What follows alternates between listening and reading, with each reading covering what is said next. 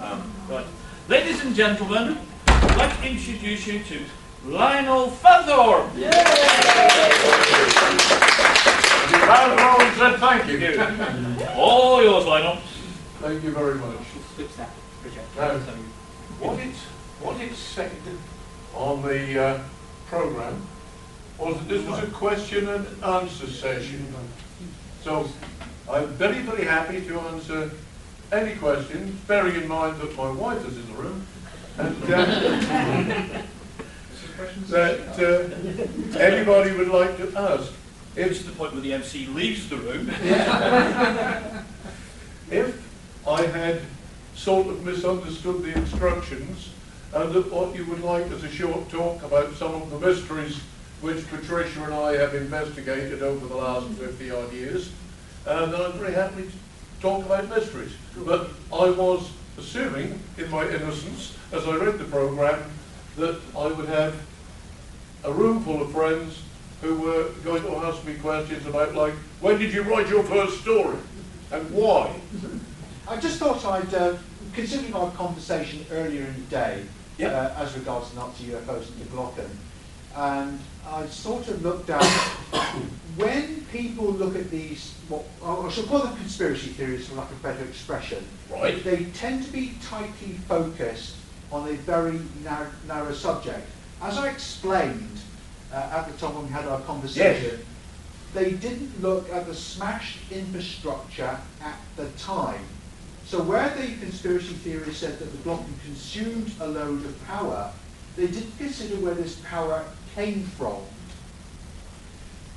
In your opinion, do you think that other conspiracy theories are affected? Right, this is a very, very deep and important question, and I think all of us at Armadacon are interested in unsolved mysteries and in things that do not seem completely to balance with our attempts to rationalise them and see what lies at the back of the mystery, which is why I think what we've just been asking is of such major importance. We are all interested in getting to the underlying truth behind so many of these curious theories that set out to explain and don't quite accomplish it. And I think that the basic broad answer to the question is that we seem, in 90% at least of the unsolved mystery cases, to go for one particularly, we sort of get trapped in a tunnel of cause and effect, cause and effect, cause and effect, until we can't see the side openings, if I could just use that analogy. That seems to be the problem.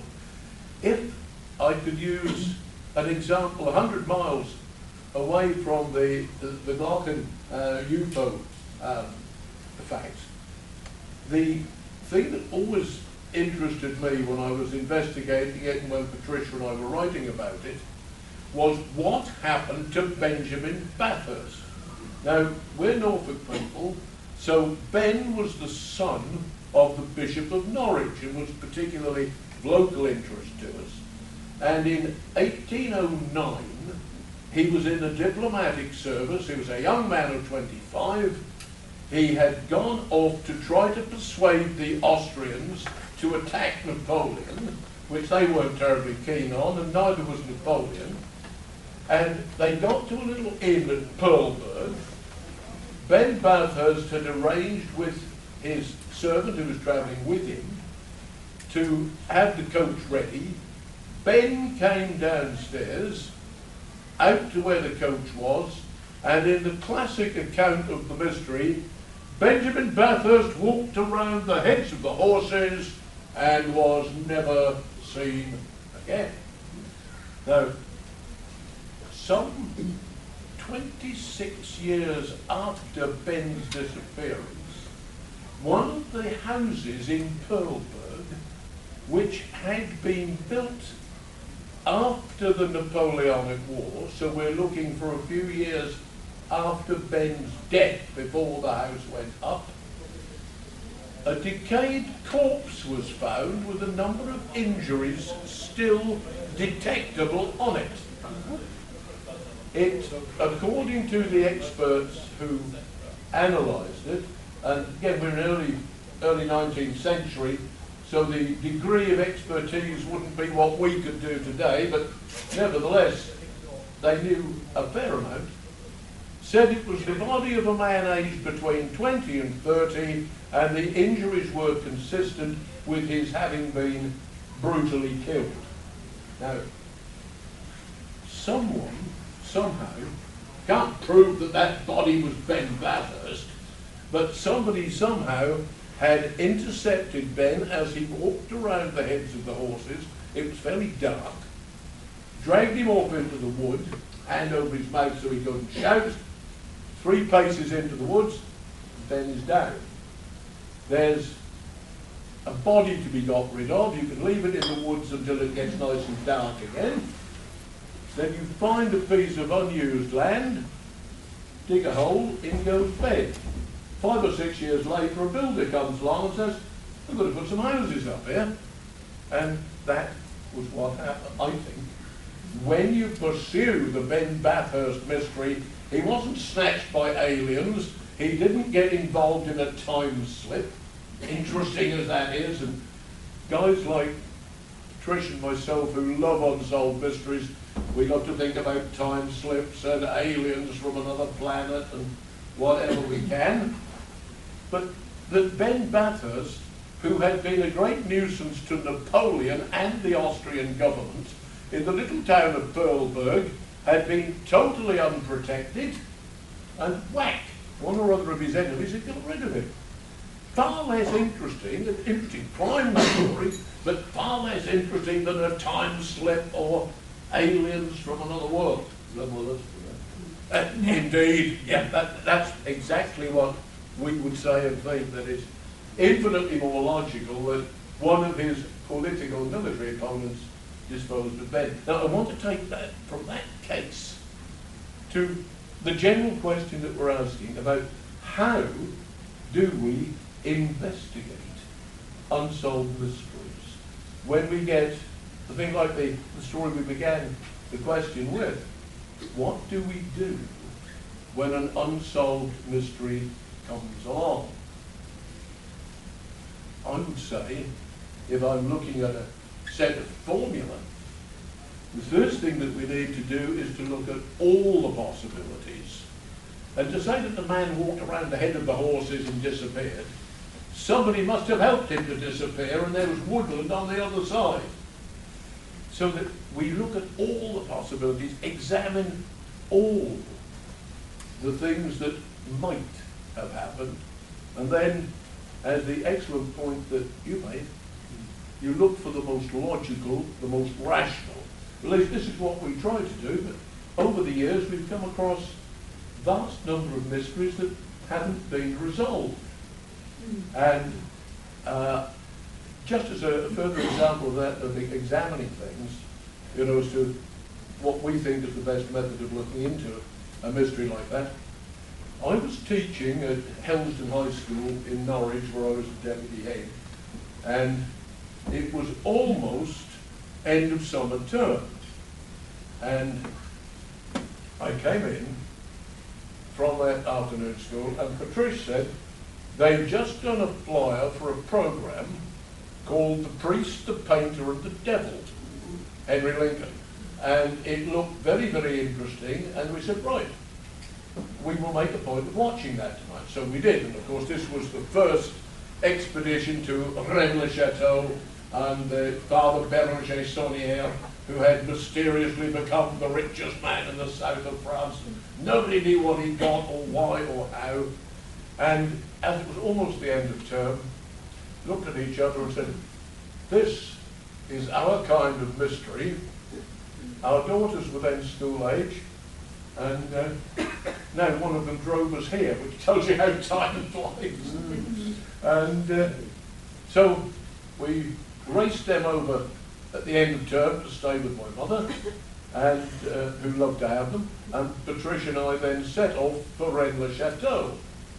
Well, we got down to Rennes-le-Château and thought that we were only investigating a relatively simple mystery about where did a village priest suddenly become the richest man in the south of France? How did it happen? Well, the whole thing opened, and every time you went in pursuit of the answer to one particular question, 20 more opened. It was one of those mysteries. After 30 odd years, we haven't solved it now, despite numerous visits to Rennes-le-Château and numerous theories that other explorers have put forward about, here's Béranger-Saunière, who is on a very limited stipend, something like 10 shillings a week in old francs. And even if you don't eat too much, way back in the 19th century, 10 shillings a week is not going to do more than just keep the breath in your lungs and the blood in your veins. You subsist, and that's all there is. Well, then, as we made visit after visit and explored this Rennes mystery, all kinds of things began to open up. For example, the church in which Saunière had served was dedicated to St. Mary Magdalene. Not far away was what was alleged to be the tomb of St. Mary Magdalene. And then as we delved deeper and deeper into the local churches and church history, it appeared that one of the very early French kings claimed that he had been the son of St. Mary Magdalene. So the whole thing is now beginning to open up into a great historical and theological entanglement, all because a previously impoverished priest suddenly began spending money like water. He was so poor that when he first reached the villagers, who were very nice people indeed, and they weren't well off themselves, would invite him for a meal. And he would work his parish calls so that go to your house at breakfast time, your house at lunchtime, your house at supper time, and thank you all very much. Now I can get on with the next job. And when he came into this money, people who had given him bread and cheese and a glass of milk from one of their cattle were invited back to the new manse that he built, which was a luxurious palace of a place, and were given 5-course meals with wine between every course. Saunière was just pouring money away as if he disliked it. The next mystery associated with him, when we investigated him in depth, and I'm just using this as an illustration of the importance of going into the mystery in depth, looking at all the questions. And as we look in depth again, his death in 1917 was almost as mysterious as where he got his money from.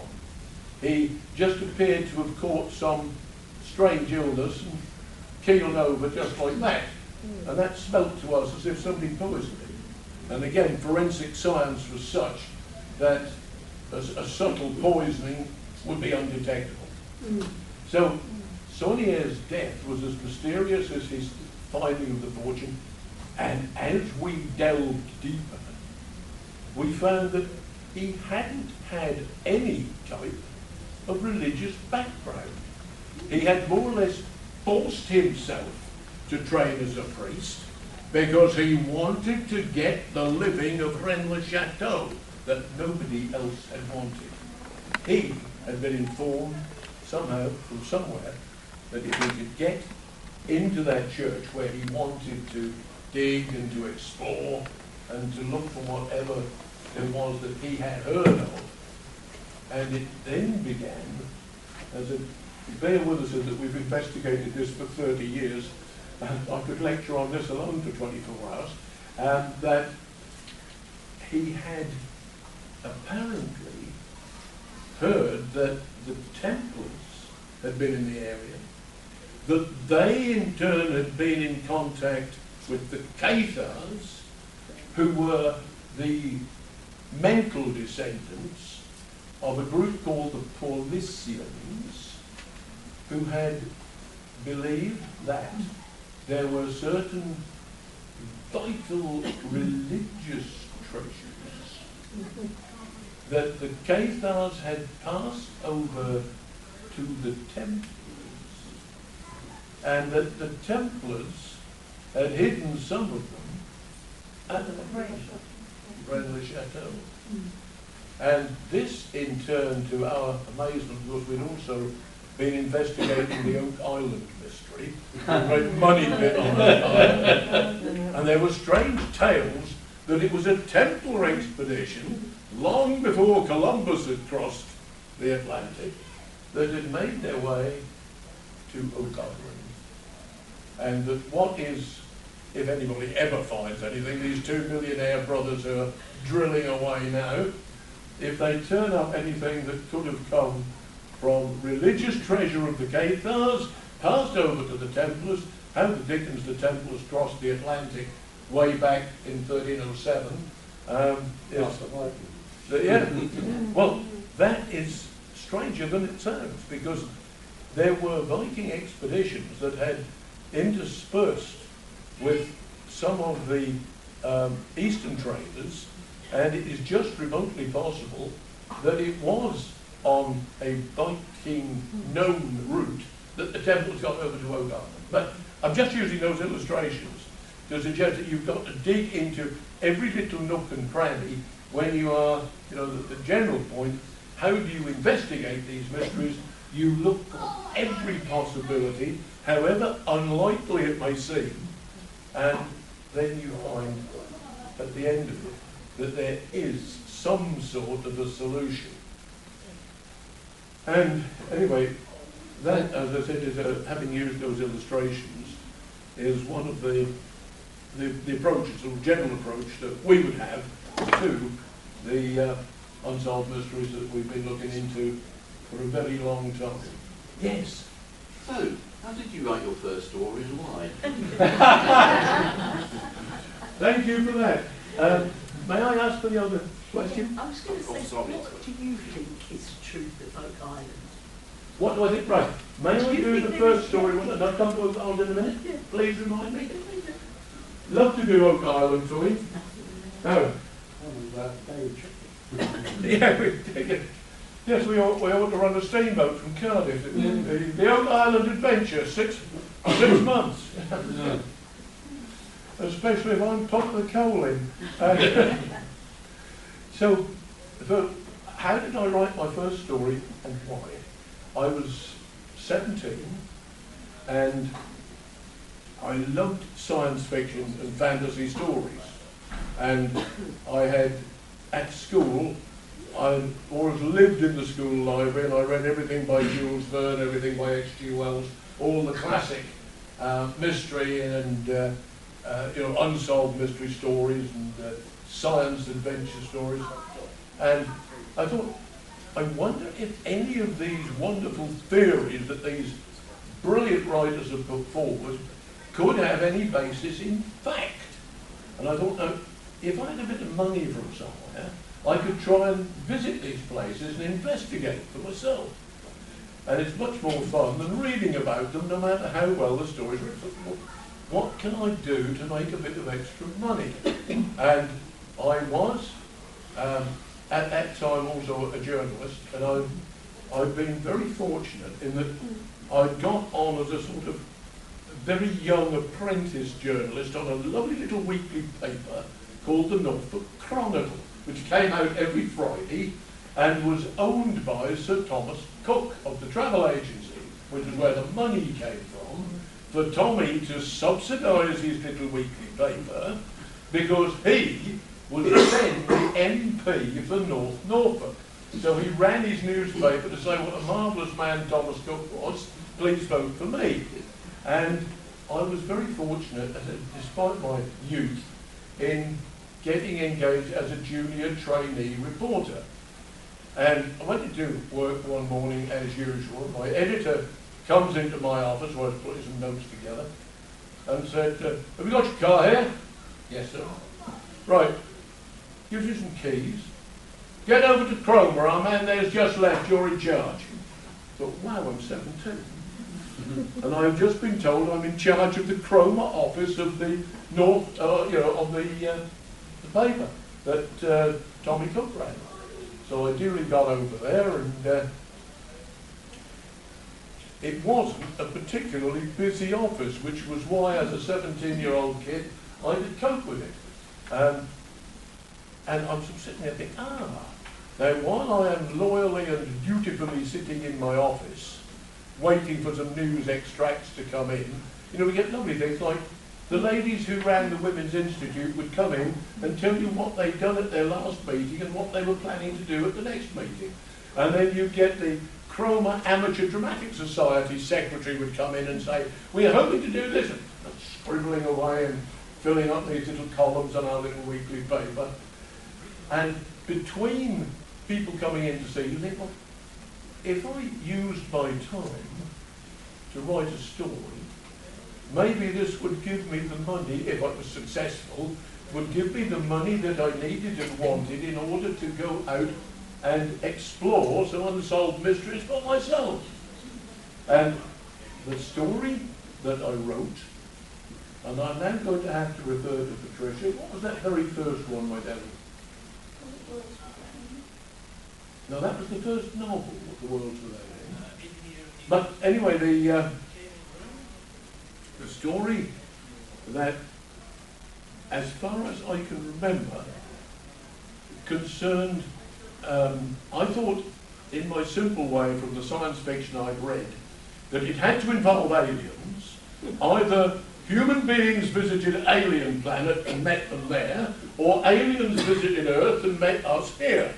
And it was basically one of these where some aliens duly arrived and were befriended by local farm worker in whose field they landed, and their spaceship, I'm remembering a bit more of it now, their spaceship was damaged, they needed X, Y, Z bits of metal and plastic, and he said, well, I'll help you if I can, lads, and went round to local junk shops and dumps and brought back what they'd asked him for, the way of metal and plastic, and they got the ship going, and they said, was among their technical abilities, they had the transmutation of metal, they could just switch one thing to another, and they said, well, by the way, is there anything we can do for you? Of course, he said, if I look a bit of gold, that would be, certainly. They picked up one of the lead pipes they hadn't used, and swish, swish, swish, and he said, there you are, so that, and then they took off, and he was able to buy the farm on which he'd been working. But it was just 3,000 or 4,000 words, very short, and that was the first one, and the reason I wrote it was to try to make some money. To my great delight, I sold it to John Spencer and Company of Badger Books, and shortly afterwards, I was still in my teens, Badger Books sent me a cryptic message saying, we're pleased to accept the short story you wrote. Can you write full-length novels? Well, you'd ask a teenage author who has just sold his first story, can you write novels? Man, I'd write anything. I'd write you a 25-volume encyclopedia if you want it, you can pay me for it. And I duly began that long quest of writing the Badger Books. And after Patricia and I met and were married, she shared my interest in the unsolved mysteries, and we explored all sorts of strange places together, and we then started to co-edit them, and I don't want to exaggerate, did we do 200 for Spencer's? Yeah, a couple of hundred? Yeah. So we did a couple of hundred science fiction and fantasy novels for John Spencer's Badger Books, and what we would get from them regularly, which is what kept us financially afloat, a very quick sketch of the front cover of the next book that they were hoping to bring out. Attached to this rough sketch was, send us by return your title and the introduction and the back cover page, and we require it by Friday. This arrives on Monday. So we have to think of something miraculous. We can't do it that fast. What are we going to do? Well, those of you who are nearly as old as us will remember those lovely old tape recorders that had great big wheels in them, and the tape went from one wheel to another wheel, and you had a microphone plugged in the back, and you talked to it. And I found that I could tell stories as quickly and easily as I could talk about the weather, or what we caught last time we were fishing, or what was in the local shopping centre.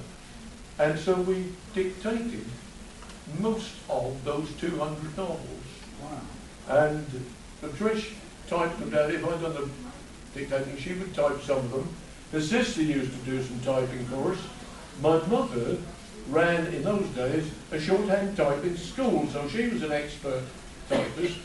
And at one point, we had so many audio typists helping us that I would do the reel, Trish would jump into the car and take it to whichever typist had just finished, would come back with a wad of what they'd just typed for us. I, by that time, would have dictated another disc, and that would go to the next typist. Well, this was going fine, except that none of us speaks at the same speed all the time. And if I was particularly tired, if I'd done a heavy day, I was then teaching, so if I'd done a heavy day's work teaching, and come home, sort of dragged myself into my office with the tape recorder, and my rate of speech had gone down to about 100 words a minute. When I was fresh and frisky at the weekend, I could talk at something like 400 words a minute. And we had no idea how many words were on each reel when Pat took round. So, she would come back with a bundle of pages for me. I'd start putting the type pages together. And I'd suddenly found that I was, in terms of the plot, was only about 3/4 or halfway through the story, but I only had 2 pages left to finish the 200 pages that Spencer's wanted. And so we had what we are notorious for, which was the jump over the cliff endings, the sudden bang ending, and you've got something that you've been, in your mind, you've been working up to, it was elaborate, it was complex, and then suddenly the pages come back, and when we check them through, 2 pages to finish. And we've got the hero or the heroine chained up in a cave by the bad guys, and poison and gas is coming into it, and it's a thing that you'd need at least 40 pages to conclude and rationalise, and you've got 2. And you have to have an almost angelic interference where the village policeman is also a poacher, and so he's gone out that way late at night to see if he can poach something without anybody catching him or suspecting him, and he smells the poison gas that's going into the cave. So bravely, handkerchief over his throat, there might be somebody in that cave, and brave local constable races in, finds the hero chained up, fortunately has in his pocket a wire cutter attached to his penknife and keyring, snap, snap, snap, snap, puts the bloke over his shoulder, races out with him, and they all live happily ever after. But that was the 2-page ending of what should have been another 50 pages. And those of you who have struggled courageously through any of the old John Spencer Badger books will notice that there is this tendency to have galloping consumption conclusions. Now, the other thing, because it sometimes worked the other way, where I thought I'd done 30 or 40 pages, but because I'd been tired from a day's teaching when I started recording, I was going so slowly that we just weren't getting through the book, and the publishers were screaming for it by Friday.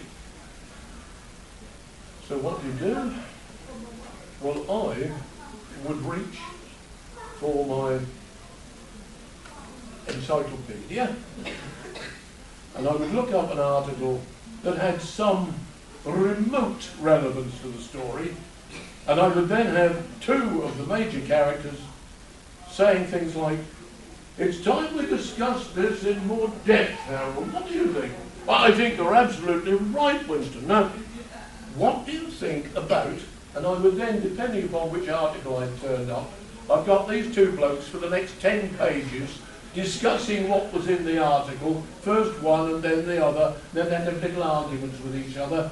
And it didn't half pad it out. You could do 10 pages of that and think, right, that will make up for the show. So we have these two unforgettable characteristics of these things that we used to turn out in 3 to 4 days for Spencer's Badger books, where you either have the galloping consumption ending, or you have pages and pages of padding, and a story that would have been quite nice as a short story in some 14 or 15 pages has had to be dragged out to 200.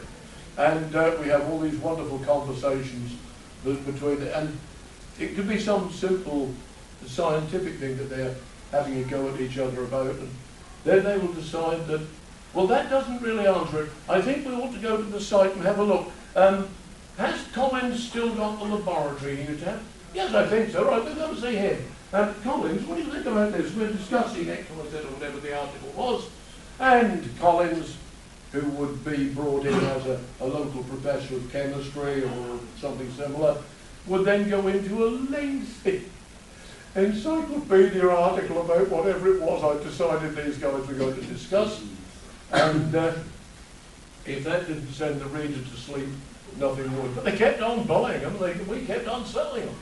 And then we also had always had this deep longing to research anything mysterious and unknown. And Trish and I have very recently celebrated our 61st wedding anniversary.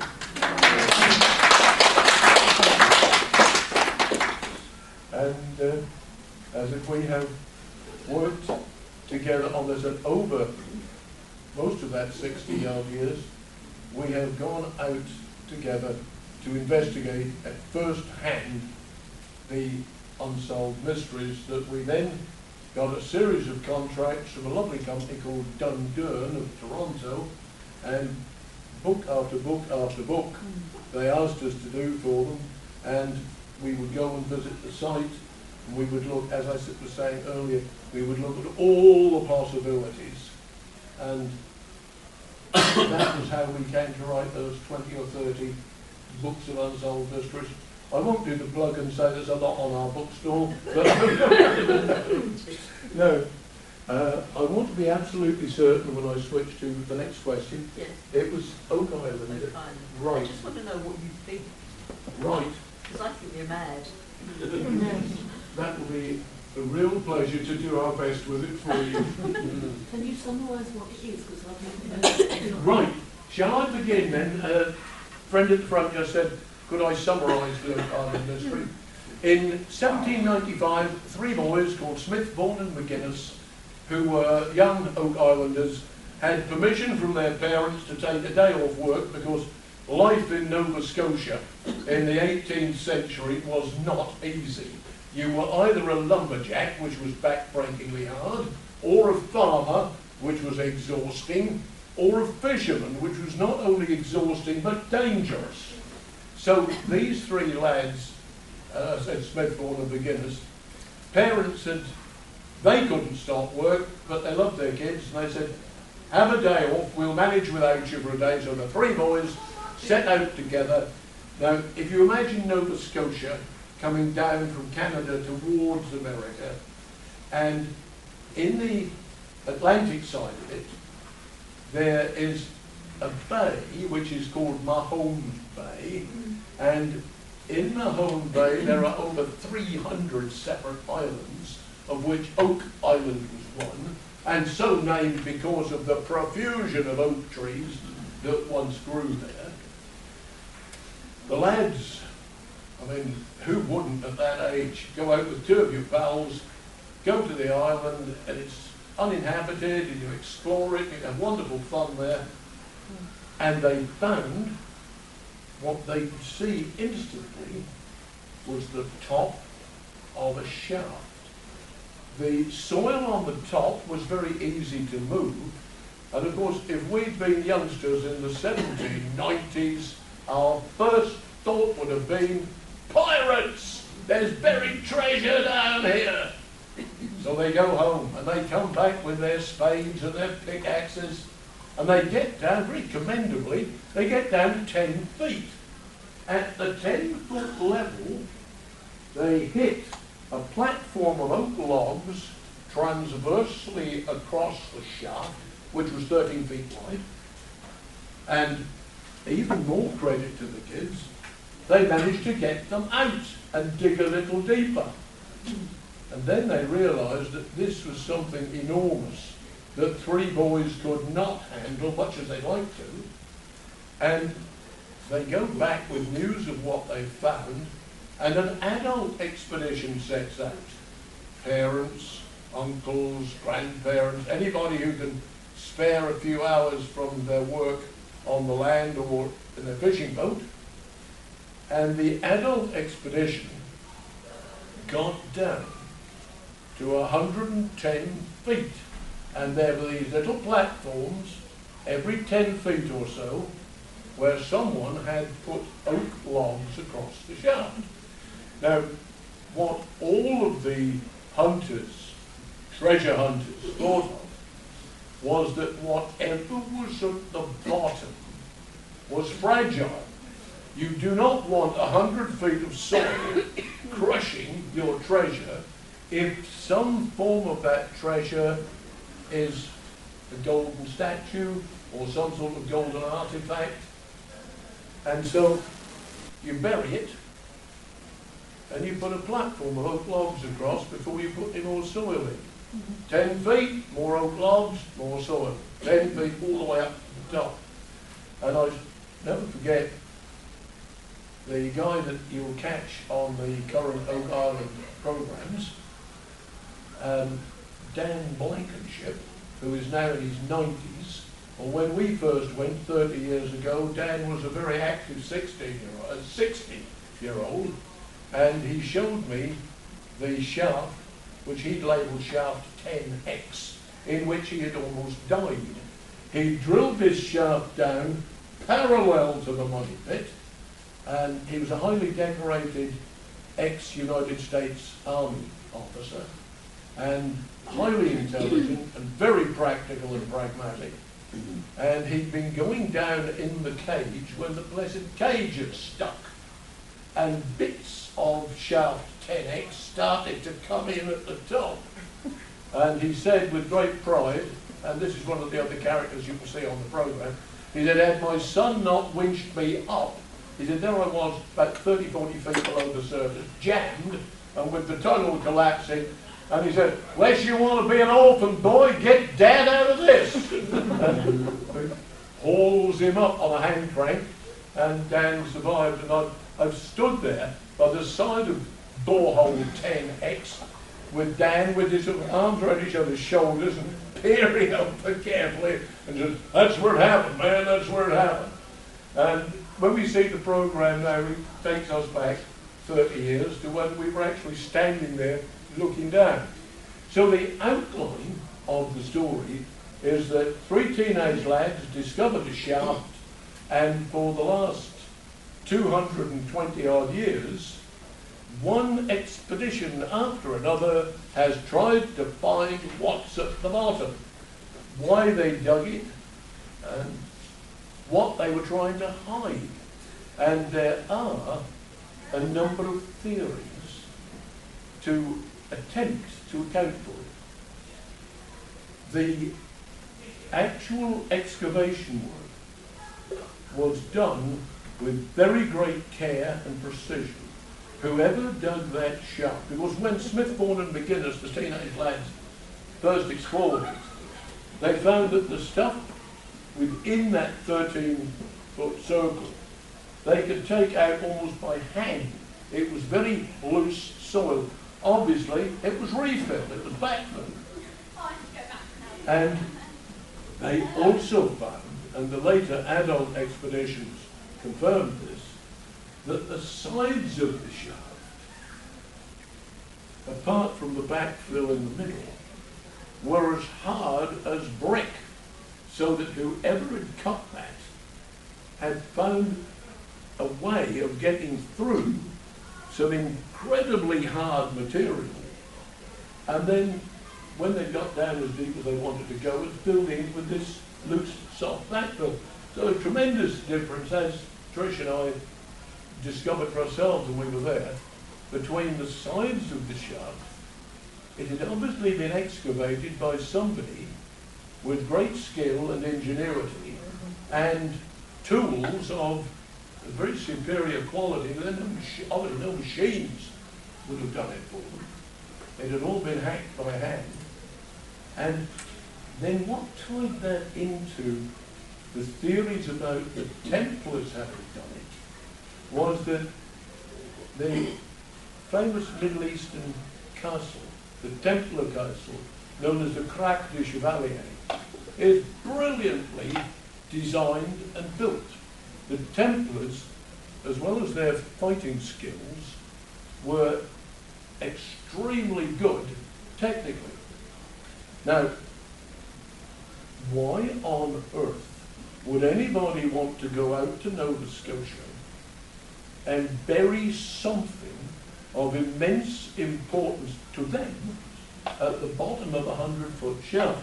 And just to complicate the issue, they had put on one of these layers some clay. And so what you had were the oak logs, and smeared over the oak logs, there were these waterproof layers of clay. And of course, when the Victorian expeditions went down, all they wanted to do was to get down to the bottom as quick as you can and get the treasure. So they ploughed through the clay, and very shortly afterwards, the Oak Island money pit was flooded to a depth of 60 feet. And they have never, even with all the money and the equipment that the current explorers are using, they never defeated the flood water. You pump it out and it's straight back in, coming in from the Atlantic. Now, whoever it was who did that many, many years ago must have known. You know, I can recall as a very small boy playing in the bath while Mum and Dad watched to make sure I didn't get drowned with a plastic tumbler or cup, and found that if you scooped it full of water and turned it upside down, the water would stay in it because the air pressure is showing it up. In the same way, if you wanted air and not water, I could press my little plastic cup down into the bath, and although it would compress the water, it would still be a little bit of air at the top. Now, whoever built the Oak Island money pit had known that in a scientific way and had put that impenetrable waterproof clay across one of the oak platforms, knowing that if somebody they did not want tried to invade their treasure pit, the water would rush in, and so it did. And a number of explorers in the 19th century and the early 20th century were drowned during their explorations of the pit. So, as an outline of the Oak Island money pit, the story is that somebody long ago buried something of great importance to them over 100 feet below the surface, and went to all this elaborate detail of these oak log platforms. That is and then there's the first discovery made by the 3 teenage boys, and then one expedition after another, including the one that a number of us will be watching on TV, where these billionaire brothers are now putting all sorts of equipment into it. So, as a very broad outline of what might be down there, one of the most exciting and intriguing theories concerns the Cathars, descended from the Paulicians, who were believed to have got hold of Urim and Thummim. Now those are the two mysterious stones which were used by Jewish high priests many centuries ago, and they were used for divination. And you could throw the Urim and Thummim, see how they landed, and read off from the marks on them whatever answer you wanted to your question. They disappeared. And not only did they disappear, but because they weren't there, then the priests who could read them and interpret them died out. And because the stones weren't there to be used and interpreted, then there were no priests who could read them anymore. So you have a mystery of these extremely precious stones, and there is a link between the theory of the Urim and Thummim and a mystery that a number of us will have heard of, the emerald tablets of Hermes Trismegistus. Hermes Trismegistus, who was also known as Thoth in the Egyptian pantheon, allegedly had 2 emerald tablets on which were inscribed secret codes which enabled him to perform all kinds of magical acts and also enabled him to forecast the future. So there seems to be a possible link that what were known in the Romano-Greek world as the emerald tablets of Hermes Trismegistus were also the 2 missing Hebrew tablets, Urim and Thummim. It's field of speculation. They may or may not be the same thing. But we are looking at extremely powerful and interesting tablets. Now, if those tablets had been in the possession of the Paulicians, who later on became the Cathars, they had an establishment near Rennes-le-Château. There was also a Templar stronghold near Rennes-le-Château. And the theory arrived that when the Templars were defeated by Philip IV in 1307, that the fleet was at La Rochelle, and Philip IV didn't get it.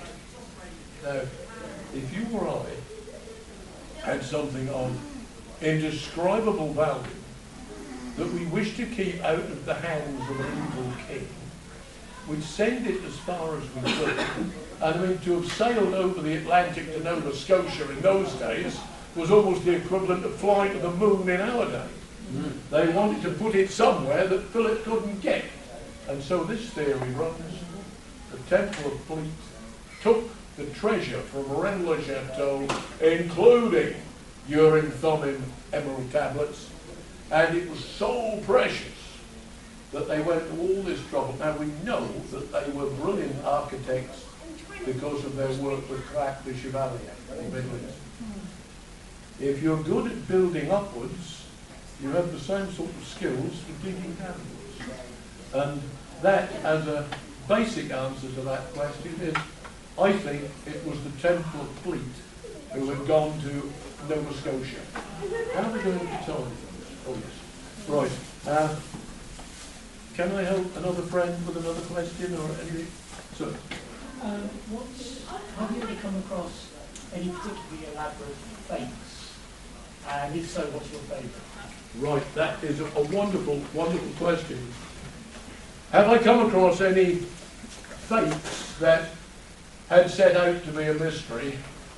And if so, as well, how were those fakes detected? Well, one of the most, I think, prominent and well known of the the areas that were later shown to be other than factual, but which held sway for a very, very long time.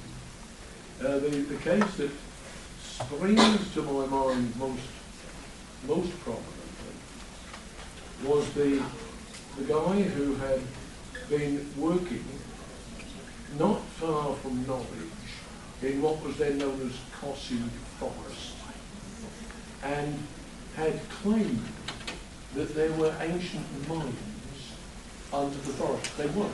They were, if anything, old sand pits that had been later filled in. And he had been trying to raise interest, to invest money in excavating what he claimed had been ancient mines containing things of great value.